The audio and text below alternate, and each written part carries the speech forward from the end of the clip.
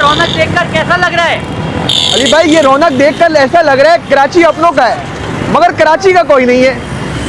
कराची के मुख्तलिफ टाउन में मैं देखते हुए आ रहा हूँ, यानी कि अपने प्यारों के लिए मुसलमान भाई रमज़ान का बाबरकत महीना आते ही कराची में हम देख रहे हैं अपने प्यारों के लिए दस्तरखान लगाते, रोज़ा खुलवाते, मगर आखिर में वही बात है, कराची वालों का कोई नहीं है।